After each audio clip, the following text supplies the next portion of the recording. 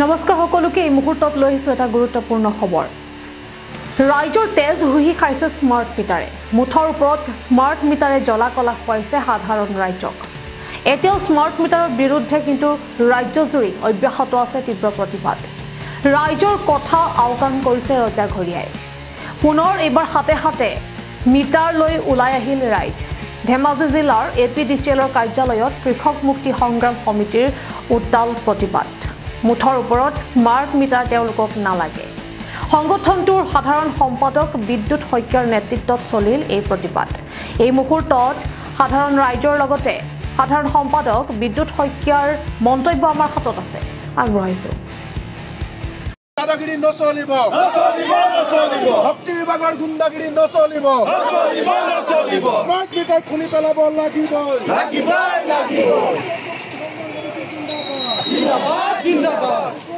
মন্ত্ৰী নন্দিতা গাৰ্লুচা মুৰ্দাবাদ বিজেপি চৰকাৰ হাই হাই দুখীয়া মানুহৰ তেজ হুহি খোৱা চৰকাৰ হাই হাই স্মাৰ্ট মিটাৰ নামত ডকাইত কৰা বন্ধ কৰক স্মাৰ্ট মিটাৰ নামত দুখীয়া মানুহক লুণ্ঠন কৰা বন্ধ কৰক স্মাৰ্ট মিটাৰ নামত দুখীয়া মানুহৰ তেজ হুহি খোৱা বন্ধ কৰক 2 নম্বৰ মিটাৰ আমাক নালাগে 100 টকা বিল কেনেকৈ 1000 টকা হয় উত্তৰ আমাক লাগিব 100 টকা বিল কেনেকৈ 2000 টকা হয় উত্তৰ আমাক লাগিব ৰাজ্যজুৰি আপোনালোকে এই স্মাৰ্ট মিটাৰ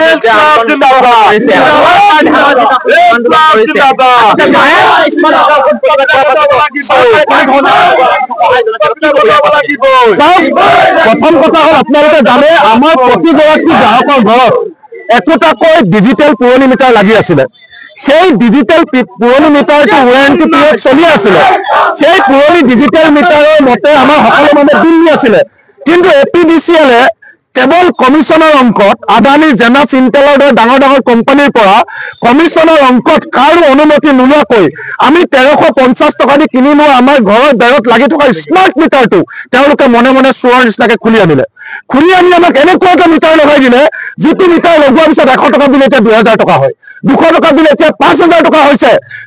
500 টকা বিল এতিয়া 10000 টকা পৰ্যন্ত হৈছে গতিকে সেই মিটাৰ আমাক নালাগে আমি যেতিয়া দেখিলো যে 2 নম্বৰ মিটাৰটো কোনে লগালে আমি তেতিয়া এপিডিচিএলক সুধিছো তেওঁলোকে গ্যাৰান্টি নলয় তেওঁলোকে নকয় আমি এপিডিচিএলক সুধিছো যে আমাৰ পুৰণা মিটাৰটো কোনে চুৰ কৰি আনিলে তেওঁলোকে নিমাত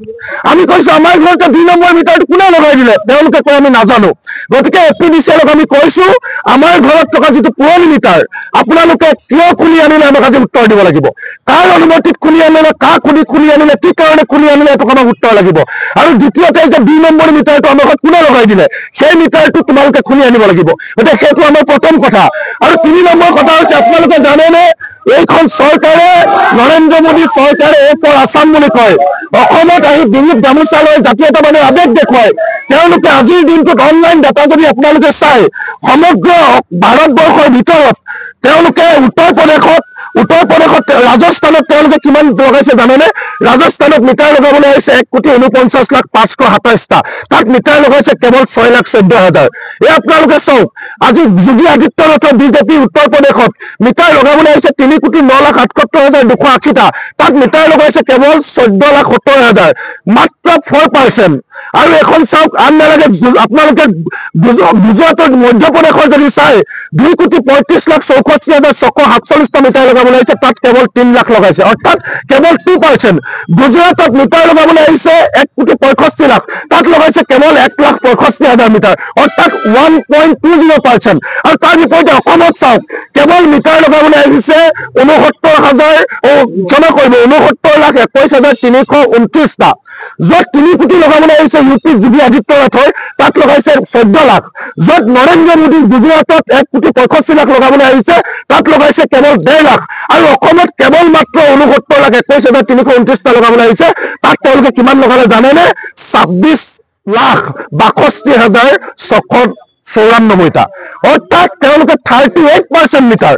38% মিটাৰ অসমত লগাইছে। তাৰ বিপৰীতে চেংচন হোৱা অনুযায়ী কেৱল 1.20% গুজৰাটত আৰু 3.14% উত্তৰ প্ৰদেশত লগাইছে। কেনেকৈ অন্যায় আপোনালোকে ভাবক। হিমন্ত বিশ্ব শৰ্মাই কৈছে যে স্মাৰ্ট মিটাৰ বহুত ভাল। আমি তেওঁক কৈছো আপুনি আমাক কণা হওক পতান দান দিব নালাগে, আপুনি যাওক নৰেন্দ্ৰ মোদীক বুজাওক যে কিয় 2 কোটি মিটাৰ লগাবলৈ অহা ঠাইত 1.5 লাখ লগাইছে, কিয় যোগী আদিত্যনাথে 3 কোটি লগাবলৈ অহা ঠাইত 13 লাখ লগাইছে। ইমান যদি মিটাৰ ভাল কিয় বিজেপিয়ে নিজৰ ৰাজ্যবিলাকত লগোৱা নাই, অসমত কিয় ঠগিছে? এই কথা উত্তৰ আমাক অসম চৰকাৰে দিব লাগিব। অসম চৰকাৰে বহুত দিছে। আজি মানুহবিলাকক আপোনালোকে সোধকচোন, 1250 টকা অৰুণোদয় দিছে যিবিলাক পৰিয়ালক, সেই পৰিয়ালবিলাকক 3500 টকা 5000 টকা স্মাৰ্ট মিটাৰ বিল দিছে। যিবিলাক পৰিয়ালক চৰকাৰে 250 টকা বৃদ্ধ পেঞ্চন দিছে, সেই পৰিয়ালবিলাকক 2500 পৰা 10000 পৰ্যন্ত স্মাৰ্ট মিটাৰ বিল দিছে। এহাতেদি প্ৰেছাৰৰ দৰৱ 10 টকীয়া দৰৱ 50 টকা হৈছে, এটা কণীৰ দাম 8 টকা হৈছে, 1 লিটাৰ পেট্ৰলৰ দাম 100 টকা হৈছে, 1 কেজি চব্জিৰ দাম 80 টকা হৈছে। সেই সময়ত 1250 টকা দিয়ে পৰিয়ালটোক যদি 10000 টকা 5000 টকা স্মাৰ্ট মিটাৰ বিল দিয়ে আমি কিয় মানি ল'ম আপোনালোকে কওক? আৰু যিটো মিটাৰ বেলেগ ৰাজ্যত লগোৱা নাই আমাৰ ইয়াত লগাইছে আৰু সম্পূৰ্ণ 2 নম্বৰ কৰি লগাইছে। গতিকে এই স্মাৰ্ট মিটাৰ তেওঁলোকে খুলি আনিব লাগিব। কোনে আমাৰ পুৰণি মিটাৰ খুলি আনিছে আমাৰ পুৰণি মিটাৰ ঘূৰাই দিব লাগিব। আৰু ডকাইত স্মাৰ্ট মিটাৰটো যি পৰ্যন্ত ঘূৰাই নিদিয়ে সেই পৰ্যন্ত আমাৰ প্ৰতিবাদ অব্যাহত থাকিব। আৰু যদি আমাৰ কথা নামানে তেতিয়াহ'লে প্ৰয়োজনীয় চব মিটাৰ খুলি আনি অফিচত দলিয়াই দিম। তাৰপিছত কিন্তু আমাৰ কথা কৈ তেওঁলোকে লাভ নাই এজনী হকিয়াই দিবৰ কাৰণে।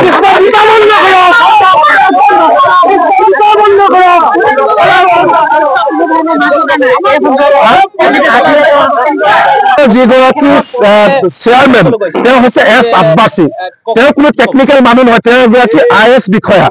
2 নম্বৰে যিগৰাকী ৰাকেশ কুমাৰ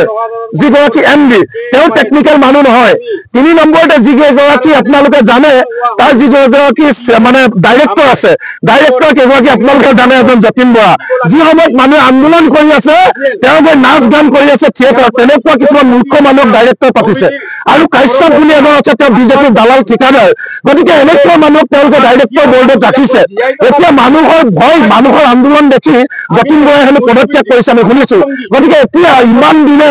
APDCLক লুটি APDCLৰ পৰা চলি এতিয়া মানুহৰ খং দেখি পদত্যাগ কৰি যতীন বৰাই পলাব নোৱাৰিব আৰু চেয়াৰমেন MD কোনো পলাব নোৱাৰিব। গতিকে এনেকুৱা অদক্ষ 2 নম্বৰী মানুহে কেৱল কমিশ্যনৰ অংশত APDCLত বহি আছে। কেৱল কমিশ্যন, এই যে 69 লাখ কনজিউমাৰ অসমত আছে তাৰ পৰা টোটেল 5000 কোটি টকা কমিশ্যন। মন্ত্ৰী মুখ্য